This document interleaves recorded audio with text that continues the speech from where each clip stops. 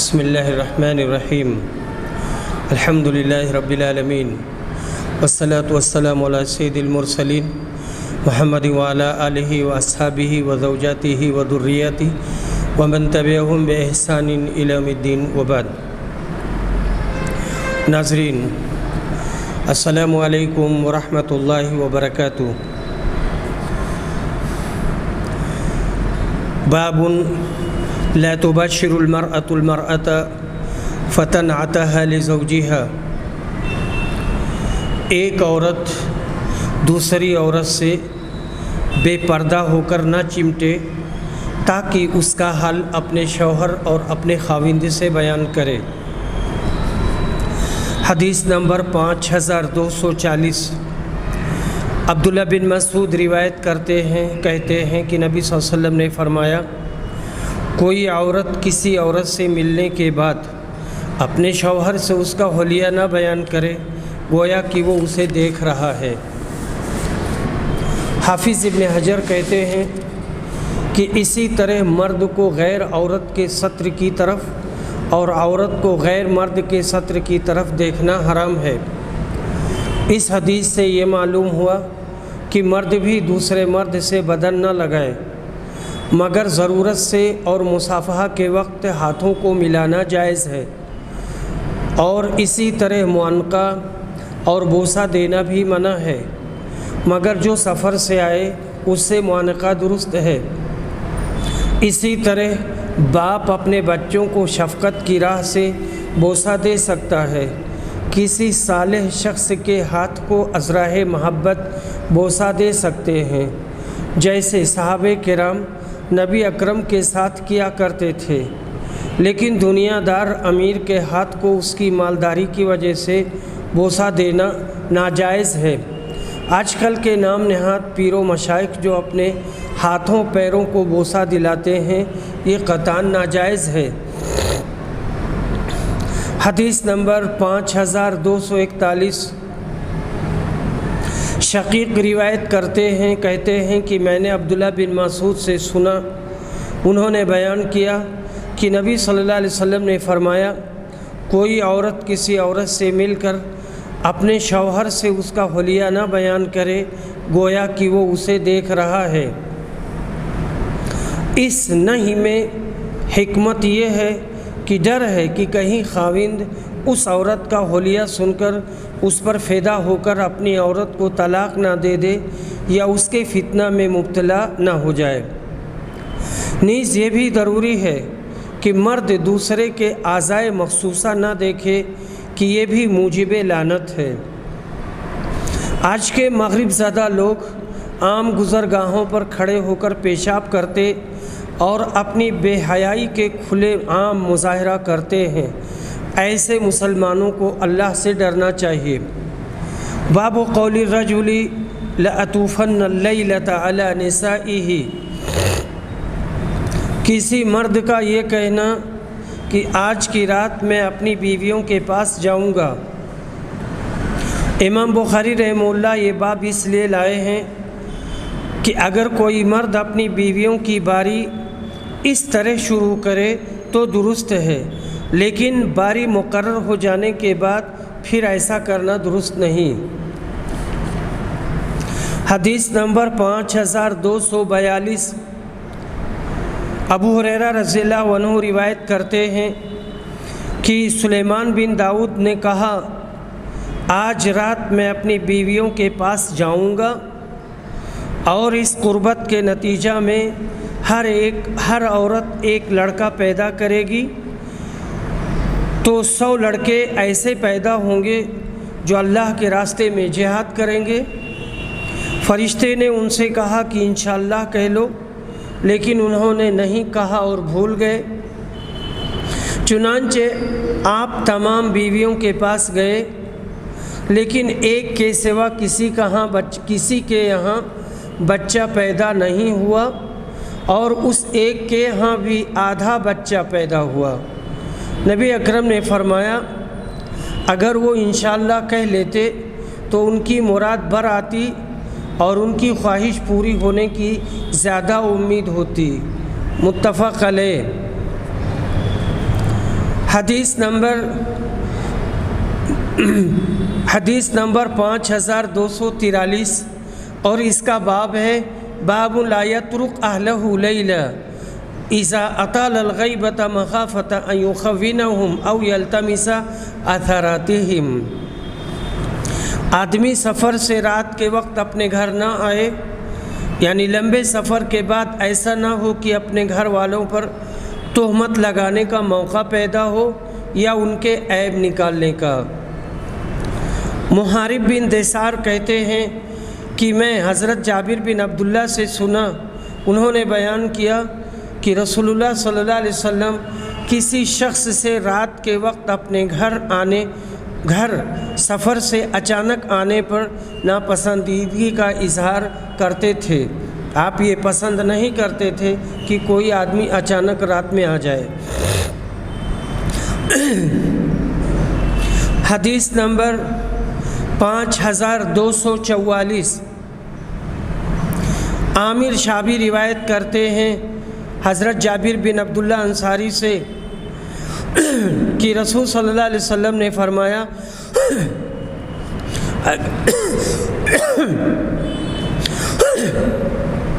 اگر تم میں سے کوئی شخص زیادہ دنوں تک اپنے گھر سے دور رہا ہو تو یکایک رات کو اپنے گھر میں نہ آئے۔ یہ حدیث متفق علیہ ہے۔ آج کی ترقی یافتہ دنیا میں دور دراز سے دیر یا سویر آنے والے حضرات اس حدیث پر عمل کر سکتے ہیں کہ بذریعہ ڈاک یا تار یا فون اپنے گھر والوں کو آنے کی صحیح اطلاع دے دیں۔ اگر حدیث ھذا پر عمل کرنے کی نیت سے اطلاع دیں گے تو یہ اطلاع دینا بھی ایک کار ثواب ہوگا۔ باب طلب الولد، جمع سے بچے کی خواہش رکھنے کا بیان۔ حدیث نمبر 5245 جابر بن عبداللہ انصاری روایت کرتے ہیں کہ میں رسول صلی اللہ علیہ وسلم کے ساتھ ایک جنگ میں تھا، اور وہ جنگ تبوک تھی۔ جب ہم واپس ہو رہے تھے تو میں اپنے سست رفتار اونٹ کو تیز چلانے کی کوشش کر رہا تھا۔ اتنے میں میرے پیچھے سے ایک سوار میرے قریب آئے۔ میں نے مڑ کر دیکھا تو رسول صلی اللہ علیہ وسلم تھے۔ آپ نے فرمایا جلدی کیوں کر رہے ہو؟ میں نے عرض کیا کہ میری شادی ابھی نئی ہوئی ہے۔ آپ نے پوچھا کنواری عورت سے تم نے شادی کی ہے یا بیوہ سے؟ میں نے عرض کیا بیوہ سے۔ آپ نے اس پر فرمایا کنواری سے کیوں نہ کی، تم اس کے ساتھ کھیلتے اور وہ تمہارے ساتھ کھیلتی۔ جابر نے بیان کیا کہ پھر جب ہم مدینہ پہنچے تو ہم نے چاہا کہ شہر میں داخل ہو جائیں، لیکن آپ نے فرمایا نہیں، ٹھہر جاؤ، رات ہو جائے پھر ہم داخل ہونا، تاکہ تمہاری بیویاں جو پراگندہ بال ہیں وہ کنگھی چوٹی کر لیں، اور جن کے خاوند غائب تھے وہ منہ ناف صاف کر لیں۔ حشیم نے بیان کیا کہ مجھ سے ایک معتبر راوی نے کہا کہ نبی صلی اللہ علیہ وسلم نے فرمایا الکیسہ، اے جابر جب تو گھر پہنچے تو خوب کیس کیجئے۔ کیس کا یہی مطلب ہے کہ اولاد ہونے کی خواہش کیجئے، اور الکیس خوب جمع کرنا۔ جابر کہتے ہیں کہ جب میں اپنے گھر پہنچا تو میں نے اپنی بیوی سے کہا کہ نبی صلی اللہ علیہ وسلم نے یہ حکم فرمایا ہے۔ اس نے کہا کہ بخوشی آپ حکم بجا لاؤ۔ چنانچہ میں ساری رات اس سے جمع کرتا رہا۔ اس فرمان سے اشارہ اسی طرف تھا کہ جمع کرنا اور طلب اولاد کی نیت رکھنا، باب اور حدیث میں یہی مطابقت ہے۔ حدیث نمبر 5246 جابر بن عبداللہ روایت کرتے ہیں کہ نبی صلی اللہ علیہ وسلم نے غزوہ تبوک سے واپسی کے وقت فرمایا جب رات کے وقت جب رات کے وقت تم مدینہ پہنچو تو اس وقت تک اپنے گھروں میں نہ جانا جب تک ان لوگوں کی بیویاں جو مدینہ منورہ میں موجود نہیں تھے اپنا منہ زیر ناف صاف نہ کر لیں، اور جن کے بال پراگندہ ہوں وہ کنگھا نہ کر لیں۔ جابر نے بیان کیا کہ رسول صلی اللہ علیہ وسلم نے فرمایا، پھر ضروری ہے کہ جب تم گھر پہنچو تو خوب کیس کرو۔ کیس کرنے کا مطلب ہے کہ زیادہ سے زیادہ جمع کرو۔ یہ روایت کتاب البیوع میں موصولاً گزر چکی ہے۔ ابو عمرو طوقانی نے اپنی کتاب معاشر الاہلین میں روایت کیا ہے کہ نبی صلی اللہ علیہ وسلم نے فرمایا، اولاد ڈھونڈو، اولاد ثمرۂ قلب اور نور چشم ہے، اور بانجھ عورت سے پرہیز کرو۔ اسی واسطے ایک حدیث میں آیا ہے کہ بانجھ عورت سے بچو۔ دوسری حدیث میں ہے کہ خاوند سے محبت رکھنے والی، بہت بچے جننے والی عورت سے نکاح کرو، میں قیامت کے دن اپنی امت کی کثرت پر فخر کروں گا۔ عورت کرنے سے آدمی کو اصل غرض یہی رکھنی چاہیے، یعنی عورت سے نکاح کرنے میں، کہ اولاد صالح پیدا ہو جو مرنے کے بعد دنیا میں اس کی نشانی رہے، اس کے لیے دعائے خیر کرے۔ اسی لیے باقیات صالحات میں اولاد کو اول درجہ حاصل ہے۔ باب تستحد المغیبۃ وتمتشط، جب خاوند سفر سے آئے تو عورت استرا لے اور بالوں میں کنگھی کرے۔ جابر بن عبداللہ روایت کرتے ہیں، کہتے ہیں کہ ہم نبی صلی اللہ علیہ وسلم کے ساتھ ایک غزوہ میں تھے۔ واپسی پر جب ہم مدینہ منورہ کے قریب پہنچے تو میں اپنے سست رفتار اونٹ کو تیز چلانے لگا۔ ایک صاحب نے پیچھے سے میرے قریب پہنچ کر میرے اونٹ کو ایک چھڑی سے جو ان کے پاس تھی مارا۔ اس سے اونٹ اچھی چال چلنے لگا، جیسا کہ تم نے اچھے اونٹوں کو چلتے ہوئے دیکھا ہوگا۔ میں نے مڑ کر دیکھا تو رسول صلی اللہ علیہ وسلم تھے۔ میں نے عرض کیا، اللہ کے رسول، میری شادی نئی ہوئی ہے۔ حضرت نے اس پر پوچھا، کیا تم نے شادی کر لی؟ میں نے کہا جی ہاں۔ پوچھا کنواری سے کی ہے یا خاوند دیکھی سے؟ بیان کیا کہ میں نے عرض کیا خاوند دیکھی سے کی ہے۔ حضرت نے فرمایا، کنواری سے شادی کیوں نہ کی؟ تم اس کے ساتھ کھیلتے اور وہ تمہارے ساتھ کھیلتی۔ بیان کیا کہ پھر جب ہم مدینہ پہنچے تو شہر میں داخل ہونے لگے، لیکن آپ نے فرمایا ٹھہر جاؤ، رات ہو جائے پھر داخل ہونا، تاکہ پراگندہ بال عورت چوٹی کنگھا کر لے، اور جس کا شوہر موجود نہ رہا ہو وہ منہ زیر ناف صاف کر لے۔ باب ولا یبدین زینتہن الا لبعولتہن الی قولہ لم یظہروا علی عورات النساء۔ اللہ کے اس فرمان کا بیان، ولا یبدین زینتہن الا لبعولتہن سے لے کر کے لم یظہروا علی عورات النساء تک، اور عورتیں اپنی زینت اپنے شوہروں کے سوا کسی پر ظاہر نہ کریں۔ حدیث نمبر 5248۔ ابو حازم سلمہ بن دینار روایت کرتے ہیں کہ اس واقعہ میں لوگوں میں اختلاف تھا کہ جنگ احد کے موقع پر رسول صلی اللہ علیہ وسلم کے لیے کون سی دوا استعمال کی گئی تھی۔ پھر لوگوں نے حضرت سہل بن سعد ساعدی سے سوال کیا، وہ اس وقت آخری صحابی تھے جو مدینہ میں موجود تھے۔ انہوں نے بتلایا کہ اب کوئی شخص ایسا زندہ نہیں جو اس واقعہ کو مجھ سے زیادہ جانتا ہو۔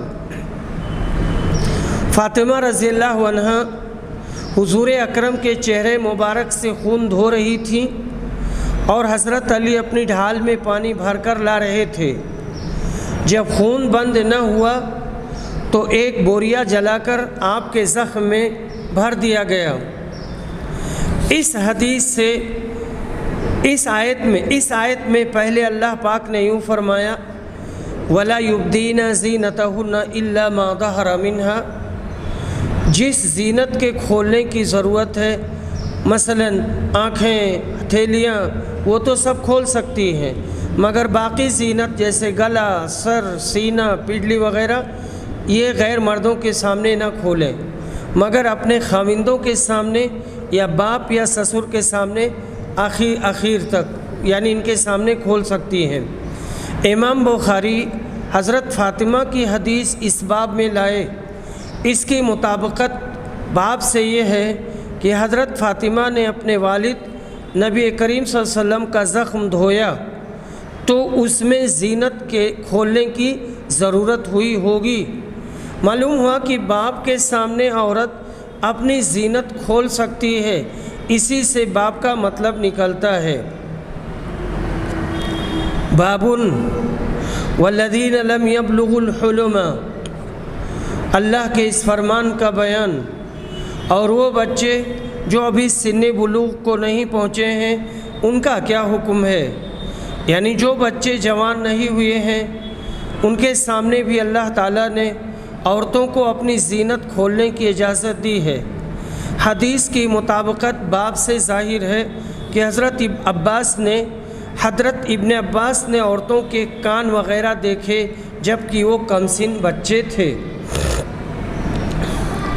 عبد الرحمن بن عابس روایت کہتے ہیں کہ میں نے ابن عباس سے سنا، ان سے ایک شخص نے سوال کیا تھا کہ تم بقرعید یا عید الفطر کے موقع پر رسول اللہ صلی اللہ علیہ وسلم کے ساتھ موجود تھے؟ انہوں نے کہا ہاں، اگر میں حضور اکرم کا رشتہ دار نہ ہوتا میں اپنی کم سنی کی وجہ سے ایسے موقع پر حاضر نہیں ہو سکتا تھا۔ ان کا اشارہ اس زمانے میں اپنے بچپن کی طرف تھا۔ انہوں نے بیان کیا کہ حضور اکرم باہر تشریف لے گئے اور لوگوں کے ساتھ عید کی نماز پڑھی اور اس کے بعد خطبہ دیا۔ ابن عباس نے اذان اور اقامت کا ذکر نہیں کیا۔ پھر آپ عورتوں کے پاس آئے اور انہیں واعظ و نصیحت کی اور انہیں خیرات دینے کا حکم فرمایا۔ میں نے انہیں دیکھا کہ پھر وہ اپنے کانوں اور گلے کی طرف ہاتھ بڑھا کر اپنے زیورات حضرت بلال کو دینے لگی۔ اس کے بعد حضرت بلال کے ساتھ حضور صلی اللہ علیہ وسلم واپس تشریف لائے۔ حضرت ابن عباس بچے تھے، انہوں نے عورتوں کے کان اور گلے دیکھے۔ باب اور حدیث میں یہی مطابقت ہے۔ باب قول الرجل لصاحبہ هل اعرستم اللیلہ وتعنی الرجل ابنته فی الخاصرۃ عند العتاب۔ ایک مرد کا دوسرے سے یہ پوچھنا کہ کیا تم نے رات اپنی بیوی سے صحبت کی ہے، اور کسی شخص کا اپنی بیٹی کے کوکھ میں غصہ کی وجہ سے مارنا۔ حدیث نمبر 5250۔ عائشہ رضی اللہ عنہا بیان کہتی ہیں کہ ان کے والد ابو بکر مجھ پر غصہ ہوئے اور میری کوکھ میں ہاتھ سے کچوکے لگانے لگے، لیکن میں حرکت اس وجہ سے نہ کر سکی کہ رسول صلی اللہ علیہ وسلم کا سر مبارک میری ران پر رکھا ہوا تھا۔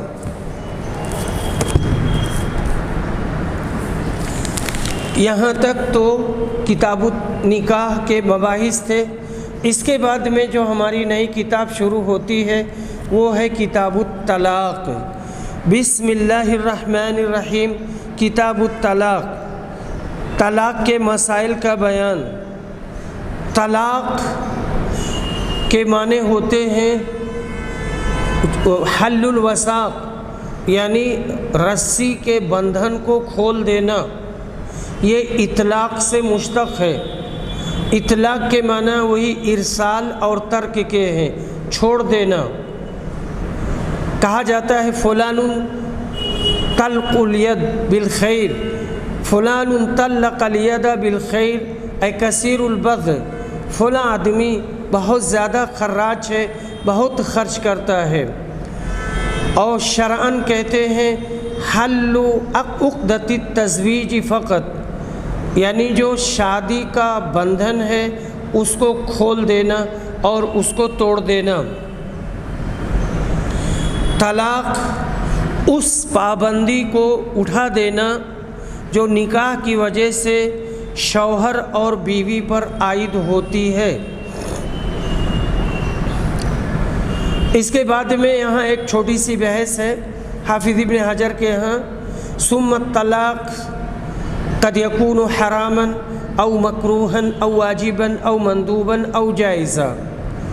طلاق کبھی حرام ہوتی ہے، کبھی مکروہ، کبھی واجب، کبھی مندوب، کبھی جائز۔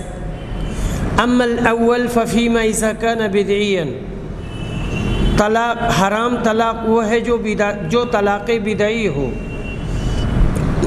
اما الثانی، دوسری حالت یعنی مکروہ کی، اذا وقع بغیر سبب ما استقامت الحال، عورت کی حالت بالکل ٹھیک ٹھاک ہے، کوئی دقت نہیں ہے، استقامت حال کے باوجود آدمی نے بنا کسی سبب کے طلاق دے دی۔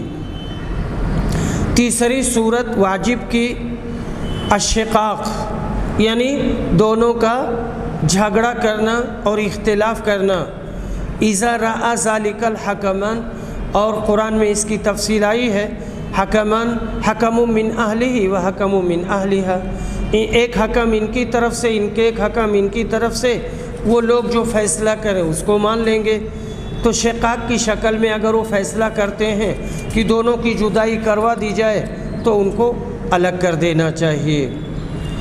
اور چوتھی شکل ہے مندوب کی، اذا کانت غیر عفیفہ، اگر عورت پاک دامن نہیں ہے تو ایسی صورت میں اس کو چھوڑ دینا چاہیے۔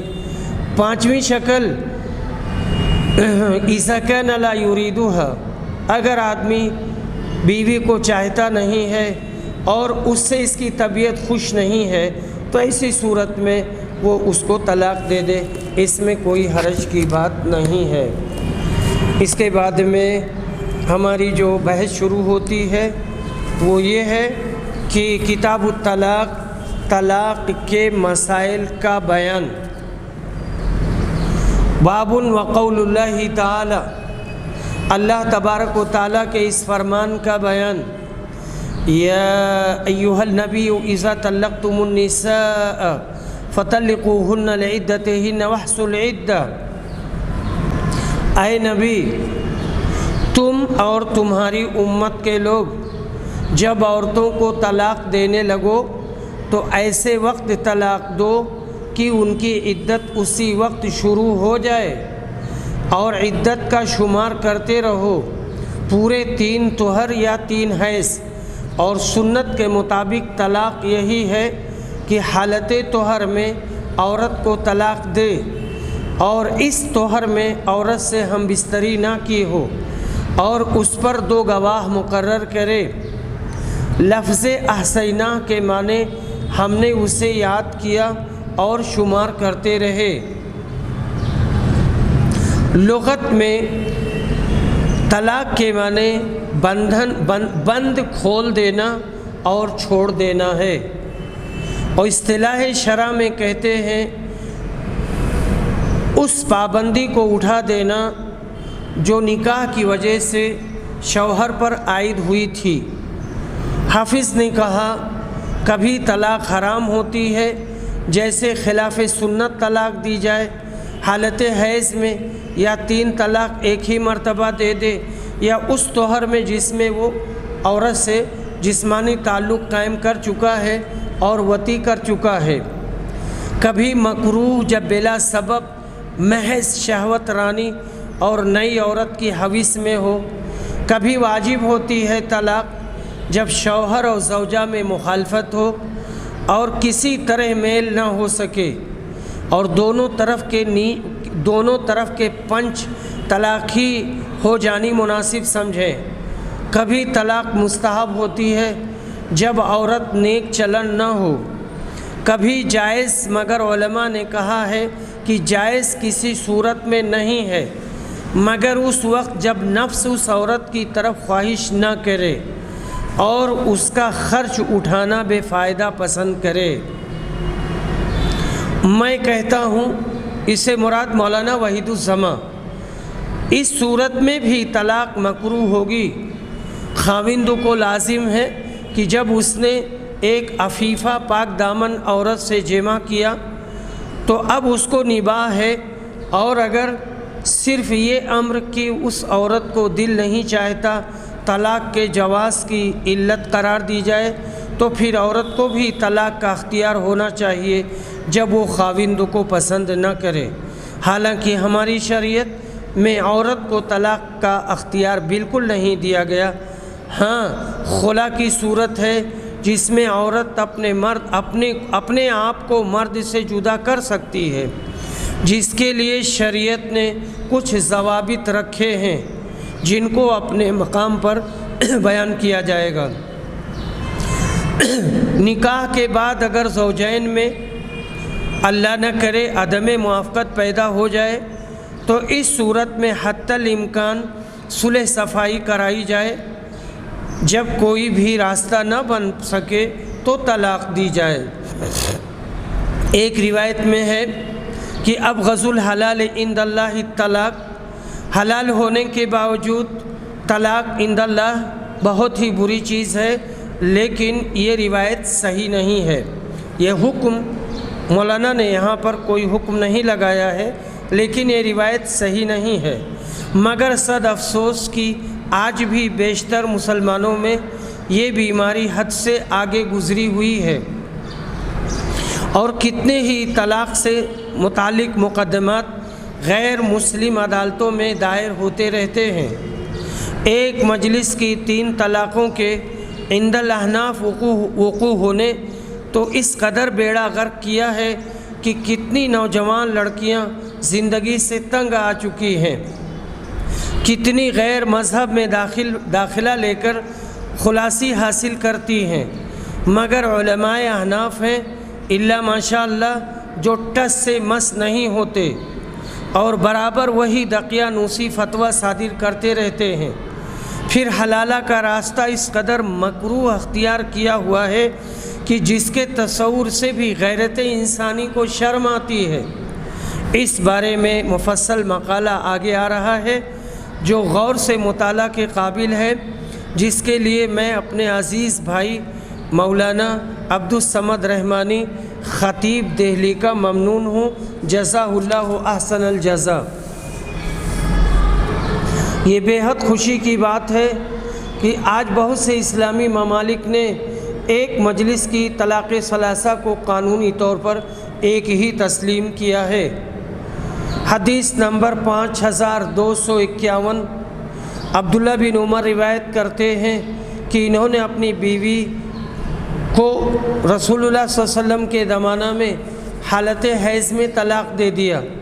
ان کی بیوی کا نام آمنہ تھا۔ حضرت عمر بن خطاب نے نبی صلی اللہ علیہ وسلم سے اس کے متعلق پوچھا تو آپ نے فرمایا عبداللہ بن عمر سے کہو کہ اپنی بیوی سے رجوع کر لیں اور پھر اپنے نکاح میں باقی رکھیں۔ جب ماہواری بند ہو جائے، پھر ماہواری آئے اور طہر بند ہو، تب اگر چاہیں تو اپنی بیوی کو اپنے نکاح میں باقی رکھیں اور اگر چاہیں تو طلاق دے دیں، لیکن طلاق اس طہر میں ان کے ساتھ ہم بستری سے پہلے ہونی چاہیے۔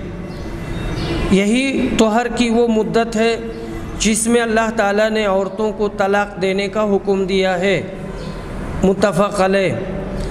باب اذا طلقت الحائض یعتد بذلک الطلاق، اگر حائضہ کو طلاق دے دی جائے تو یہ طلاق شمار ہوگی یا نہیں ہوگی؟ کہتے ہیں ائمہ اربعہ اور اکثر فقہا تو اس طرف گئے ہیں کہ یہ طلاق شمار ہوگی، اور ظاہریہ اور اہل حدیث اور امامیہ اور ہمارے مشائخ میں امام ابن تیمیہ، امام ابن حزم اور علامہ ابن قیم اور علامہ ابن قیم کا ماننا ہے کہ اس کا طلاق شمار نہیں ہوگا، اس لیے کہ یہ بدعی اور حرام تھی۔ شوکانی اور محققین اہل حدیث نے اس کو ترجیح دی ہے۔ حدیث نمبر 5252 انس بن مالک روایت کرتے ہیں انس بن سیرین روایت کرتے ہیں کہ میں نے ابن عمر سے سنا، انہوں نے کہا کہ ابن عمر نے اپنی بیوی کو حالت حیض میں طلاق دے دی۔ پھر عمر نے اس کا ذکر نبی اکرم سے کیا۔ رسول اعظم نے فرمایا چاہیے کہ رجوع کر لیں۔ انس نے بیان کیا کہ میں نے ابن عمر سے پوچھا کیا یہ طلاق سمجھی جائے گی؟ انہوں نے کہا چپ رہ، پھر کیا سمجھی جائے گی؟ اور قتادہ نے کہا ان سے یونس بن جبیر نے ان سے ابن عمر نے بیان کیا کہ نبی صلی اللہ علیہ وسلم نے ابن عمر سے کہا اسے حکم دو کہ رجوع کر لے۔ یونس بن جبیر نے فرمایا میں نے پوچھا کیا یہ طلاق سمجھی جائے گی؟ ابن عمر نے کہا تو کیا سمجھتا ہے، اگر کوئی کسی فرض کے ادا کرنے سے عاجز بن جائے یا احمق ہو جائے تو وہ فرض اس کے ذمہ سے ساقط ہو جائے گا؟ ہرگز نہیں، مطلب یہ کہ اس طلاق کا شمار ہوگا۔ متفق علیہ۔ ابن عمر کہتے ہیں کہ یہ طلاق جو میں نے حیض میں دی تھی مجھ پر شمار کی گئی۔ اس کے بعد مجھ کو 2 ہی طلاقوں کا اور اختیار رہا۔ ائمہ اربعہ اور جمہور فقہا نے اسی سے دلیل لی ہے اور یہ کہا ہے کہ جب ابن عمر خود کہتے ہیں کہ یہ طلاق شمار ہو گئی تو اب اس کے وقوع میں کیا شک رہا؟ ہم کہتے ہیں کہ حضرت ابن عمر کا صرف قول حجت نہیں ہو سکتا، کیونکہ انہوں نے یہ بیان نہیں کیا کہ نبی صلی اللہ علیہ وسلم نے ان کے شمار کیے جانے کا حکم دیا۔ میں کہتا ہوں، یعنی مولانا وحید الزماں صاحب، کہ سعید بن جبیر نے ابن عمر سے یہ روایت کی اور ابو زبیر نے اس کے خلاف روایت کی۔ اس کو ابو داؤد وغیرہ نے روایت نکالا کہ ابن عمر نے اس طلاق کو کوئی چیز نہیں سمجھا، اور شعبی کہتے ہیں عبداللہ بن عمر کے نزدیک یہ طلاق شمار نہ ہوگی۔ اس کو ابن عبدالبر نے نکالا اور ابن حزم نے باسناد صحیح نافع سے انہوں نے ابن عمر سے ایسا ہی روایت کیا ہے کہ اس طلاق کا شمار نہ ہوگا۔ اور سعید بن منصور نے عبداللہ بن مبارک سے انہوں نے عبداللہ بن عمر سے ایسا ہی روایت کیا ہے کہ انہوں نے اپنی عورت کو حالت حیض میں طلاق دے دی تو نبی اکرم نے فرمایا کہ یہ طلاق کوئی چیز نہیں ہے۔ حافظ نے کہا یہ سب روایتیں ابو زبیر کی روایت کی تاکید کرتی ہیں اور اس کی تائید کرتی ہیں، اور ابو زبیر کی روایت صحیح ہے، اس کی سند امام مسلم کی شرط پر ہے۔ اب خطابی اور قسطلانی وغیرہ کا یہ کہنا کہ ابو زبیر کی روایت منکر ہے قابل قبول نہ ہوگی، اور امام شافعی کا یہ کہنا کہ نافع ابو زبیر سے زیادہ ثقہ ہے اور نافع کی روایت یہ ہے کہ طلاق کا شمار ہوگا، صحیح نہیں، کیونکہ ابن حزم نے خود نافع ہی کی طریق سے ابو زبیر کے موافق نکالا ہے اور روایت کیا ہے۔ تو بہرحال اتنی باتیں ہوئیں، لیکن عام طور سے علماء کا یہی ماننا ہے کہ یہ طلاق واقع ہو جائے گی۔ باب من طلق وهل يواجه الرجل امرأته بالطلاق، طلاق دینے کا بیان اور کیا طلاق دیتے وقت عورت کے سامنے طلاق دے۔ حدیث نمبر 5254، اوزائی روایت کرتے ہیں کہ میں نے زہری سے پوچھا کہ رسول صلی اللہ علیہ وسلم کی کس بیوی نے حضرت سے پناہ مانگی تھی؟ انہوں نے بیان کیا کہ مجھے عروہ بن زبیر نے خبر دی اور انہیں حضرت عائشہ نے کہ جون کی بیٹی امیمہ یا اسما جب حضور اکرم کے یہاں نکاح کے بعد لائی گئی اور حضرت ان کے پاس گئے تو اس نے یہ کہہ دیا کہ میں تم سے اللہ کی پناہ مانگتی ہوں۔ حضرت صلی اللہ علیہ وسلم نے اس پر فرمایا تم نے بہت بڑی چیز سے پناہ مانگی ہے، اپنے میکے چلی جاؤ۔ ابو عبداللہ امام بخاری نے اس حدیث کو حجاج بن یوسف بن ابی منی سے روایت کیا ہے، اس نے بھی اپنے دادا ابو منی عبید اللہ بن ابی زیاد سے، انہوں نے زہری سے، انہوں نے عروہ سے، انہوں نے عائشہ رضی اللہ عنہا سے اسے روایت کیا ہے۔ آپ نے اس عورت سے فرمایا کہ اپنے میکے چلی جا، یہ طلاق کا کنایا ہے۔ ایسے کنایا کے الفاظ میں اگر طلاق کی نیت ہو تو طلاق پڑ جاتی ہے۔ کہتے ہیں پھر ساری عمر یہ عورت مینگنیاں چنتی رہی اور کہتی جاتی تھی میں بد نصیب ہوں۔ ایک روایت میں یوں ہے کہ عورت بڑی خوبصورت تھی، بعض عورتوں نے جب اسے دیکھا تو انہوں نے اس کو فریب دیا کہ نبی صلی اللہ علیہ وسلم جب تیرے پاس آئیں تو کہہ دینا یعنی تو اعوذ باللہ من کا کہہ دینا، اعوذ باللہ من کا کہہ دینا، آپ کو ایسا کہنا پسند ہے۔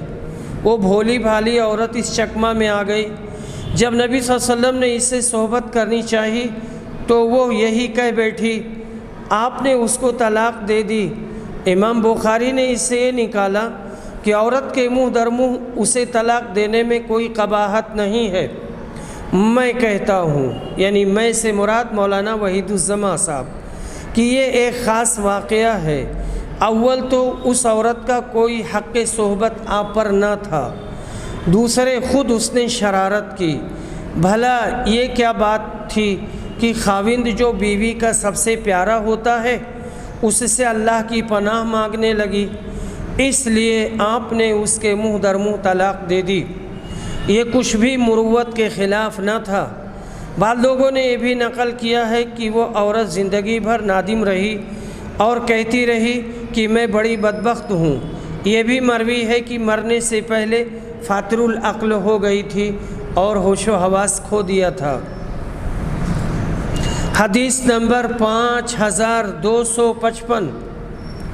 ابو اسید روایت کرتے ہیں کہ ہم نبی صلی اللہ علیہ وسلم کے ساتھ باہر نکلے اور ایک باغ میں پہنچے جس کا نام شوط تھا۔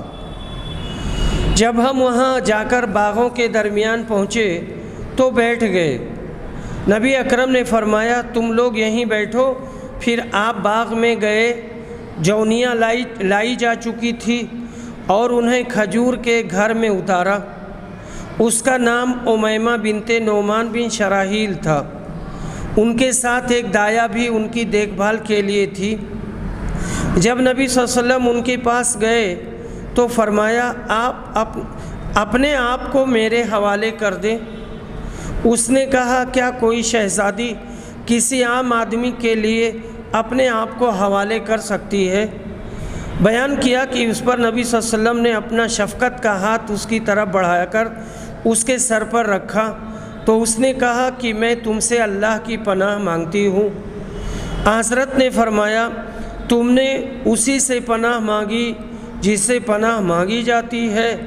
اس کے بعد نبی صلی اللہ علیہ وسلم باہر ہمارے پاس تشریف لائے اور فرمایا ابو اسید اسے 2 رازقیہ کپڑے پہنا کر اسے اس کے گھر پہنچا دو۔ حدیث نمبر 5257 عباس بن سہل روایت کرتے ہیں، ان سے ان کے والد سہل بن سعد نے اور ابو اسید نے کہ رسول صلی اللہ علیہ وسلم امیمہ بنت شراحیل سے نکاح کیا تھا۔ رسول اعظم نے امیمہ سے نکاح کیا تھا۔ پھر جب وہ نبی صلی اللہ علیہ وسلم کے ہاں لائی گئیں، حضرت صلی اللہ علیہ وسلم نے ان کی طرف ہاتھ بڑھایا جسے اس نے ناپسند کیا، اس لیے حضرت نے ابو اسید سے کہا ان کا سامان تیار کر دیں اور رازقیہ کے 2 کپڑے انہیں پہننے کے لیے دے دیں۔ زبان دراز قسم کے معاندین نے اس واقعہ کو بھی اچھالا ہے، حالانکہ ان کی افواہ محض افواہ ہیں۔ پہلے اس عورت سے نکاح ہوا تھا، بعد میں بوقت خلوت اسے شیطان نے ورغلایا تو اس نے یہ گستاخی کی۔ نبی کریم صلی اللہ علیہ وسلم نے اس کی یہ کیفیت دیکھ کر اسے کنایتاً طلاق دے دی اور عزت آبرو کے ساتھ اسے رخصت کر دیا۔ بات ختم ہو گئی، مگر دشمنوں کو ایک شوشہ چاہیے۔ حدیث نمبر 5258۔ ابو غلاب یونس بن جبیر کہتے ہیں کہ میں نے ابن عمر سے عرض کیا، ایک شخص نے اپنی بیوی کو اس وقت طلاق دی جب وہ حائضہ تھی، اس کا کیا حکم ہے؟ اس پر انہوں نے کہا، تم ابن عمر کو جانتے ہو۔ ابن عمر نے اپنی بیوی کو اس وقت طلاق دی تھی جب وہ حائضہ تھی۔ پھر عمر نبی اکرم کی خدمت میں حاضر ہوئے، اس کے متعلق آپ سے پوچھا، تب آپ نے انہیں حکم دیا کہ ابن عمر رجعت کر لیں، پھر جب وہ حیض سے پاک ہو جائے تو اس وقت اگر ابن عمر چاہیں تو طلاق دے دیں۔ میں نے عرض کیا، کیا اسے بھی نبی صلی اللہ علیہ وسلم نے طلاق شمار کیا تھا؟ ابن عمر نے کہا، اگر کوئی عاجز ہے اور حماقت کا ثبوت دے تو اس کا کیا علاج ہے؟ یعنی طلاق واقع ہو جائے گی۔ باب من اجاز طلاق الثلاث، اگر کسی نے 3 طلاق دے دی تو جس نے کہا کہ تینوں طلاق ہو جائے گی اور پڑ جائے گی، اس کی دلیل اللہ کے اس فرمان میں ہے، طلاق 2 بار ہے، اس کے بعد یا تو دستور کے موافق عورت کو رکھ لینا چاہیے یا اچھی طرح رخصت کر دینا چاہیے۔ اور عبداللہ بن زبیر نے کہا، اگر کسی بیمار شخص نے اپنی عورت کو طلاق بائن دے دی تو وہ اپنے خاوند کی وارث نہ ہوگی۔ اور عامر شابین نے کہا وارث ہوگی، اس کو سعید بن منصور نے موصولاً روایت کیا ہے۔ اور ابن شبرمہ نے شابی سے کہا، اور ابن شبرمہ یہ کوفہ کے قاضی ہیں، کیا اور وہ عورت عدت کے بعد دوسرے سے نکاح کر سکتی ہے؟ انہوں نے کہا ہاں۔ ابن شبرمہ نے کہا، پھر اگر اس کا دوسرا خاوند بھی مر جائے تو وہ کیا دونوں کی وارث ہوگی؟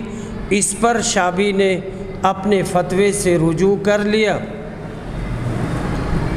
سنت یہ ہے کہ اگر عورت کو 3 طلاق دینی منظور ہو تو پہلے طہر میں 1 طلاق دے، پھر دوسرے طہر میں 1 طلاق دے، پھر تیسرے طہر میں 1 طلاق دے۔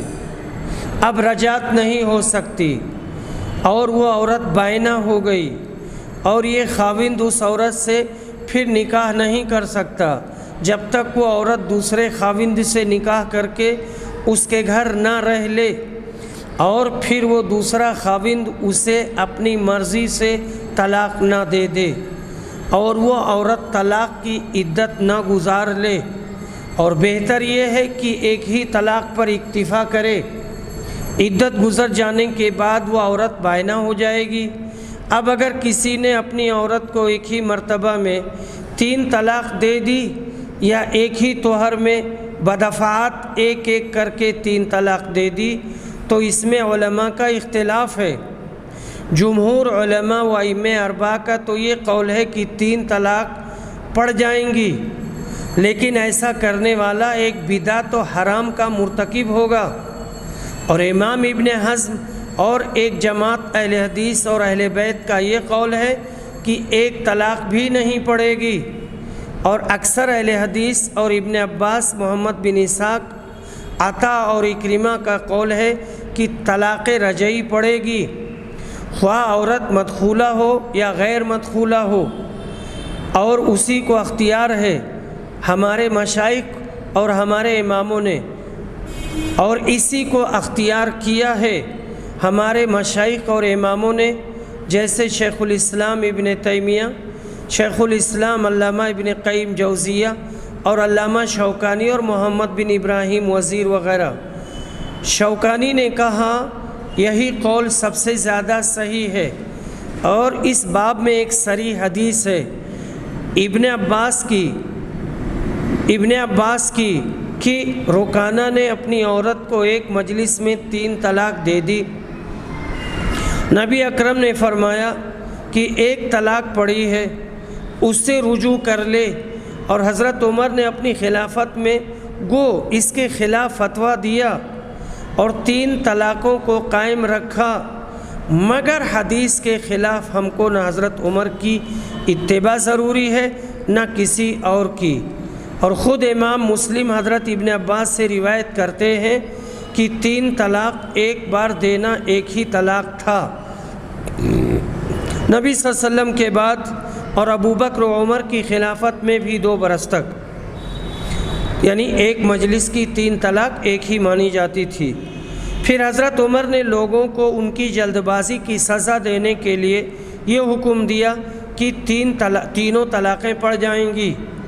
یہ حضرت عمر کا اجتہاد تھا جو حدیث کے خلاف قابل عمل نہیں ہو سکتا۔ میں کہتا ہوں مولانا وحید الزماں، مسلمانوں اب تم کو اختیار ہے، خواہ حضرت عمر کے فتوے پر عمل کر کے نبی صلی اللہ علیہ وسلم کی حدیث کو چھوڑ دو، خواہ حدیث پر عمل کرو اور حضرت عمر کے فتوے کا کچھ خیال نہ کرو۔ ہم تو شق ثانی کو اختیار کرتے ہیں، یعنی رسول اعظم کی حدیث پر عمل کرتے ہیں۔ تطلیقات ثلاثہ قرآن و حدیث کی روشنی میں، یعنی قرآن و حدیث کی روشنی میں ایک مجلس کی 3 طلاق، مجلس واحد کی طلاق ثلاثہ خواہ بیک لفظ انت طالق ثلاثاً دی جائیں یا متعدد الفاظ انت طالق انت طالق انت طالق سے دی جائے، شرع کے حکم کے مطابق ہر ایک صورت میں ایک ہی طلاق واقع ہوگی اور شوہر کے لیے رجعت کا حق باقی رہے گا، اس لیے کہ مجموعی طور پر ایک ہی وقت میں 3 طلاقوں کا استعمال صریح معصیت اور کھلی ہوئی بدعت ہے۔ یہی وجہ ہے کہ جمہور امت محمدیہ نے اس طریقہ کو شرعی اعتبار سے قطعاً حرام قرار دیا ہے اور اس طلاق کو طلاق بدعی بتایا ہے، یعنی ایسی طلاق جس کا ثبوت نہ قرآن مجید میں ہے اور نہ احادیث رسول صلی اللہ علیہ وسلم میں۔ قرآن کریم میں جو طریقہ طلاق دینے کا بتایا گیا ہے وہ یہ ہے کہ ہر طلاق تفریق کے ساتھ ہو، یعنی ہر طلاق کا استعمال ہر طہر میں ہونا چاہیے، نہ کہ ایک ہی طہر میں۔ چنانچہ ارشاد باری تعالیٰ ہے الطلاق مرتان فامساک بمعروف او تسریح باحسان، طلاق شرعی جس کے بعد رجوع کیا جا سکتا ہے 2 طہروں میں دی ہوئی 2 طلاقیں ہیں، پھر شوہر کے لیے 2 ہی راستے رہ جاتے ہیں، یا تو اچھے طریقے سے اس کو روک لینا ہے یا حسن سلوک کے ساتھ اسے رخصت کر دینا ہے۔ اس آیت کی تفسیر میں جمہور مفسرین نے یہی بتایا ہے کہ یہاں طلاق دینے کا قاعدہ تفریق کے ساتھ رب العالمین نے بتایا ہے۔ چنانچہ تفسیر کبیر میں امام رازی نے آیت کی تفسیر میں لکھا ہے ان هذه الآية دالة على الامر بتفریق التطلیقات، تفسیر ابن کثیر تفسیر کبیر صفحہ نمبر جلد نمبر 2 صفحہ نمبر 248۔ یہ آیت کریمہ دلالت کر رہی ہے اس حکم خداوندی پر کہ طلاق تفریق کے ساتھ دینی چاہیے، یعنی الگ الگ طہر میں، ایک طہر میں نہیں۔ پھر آگے جمہور کا مسلک بتاتے ہوئے لکھتے ہیں لو طلقها 2 او 3 لا يقع الا واحدة وهذا القول هو الأقيس۔ وآخر دعوانا الحمد لله رب العالمين۔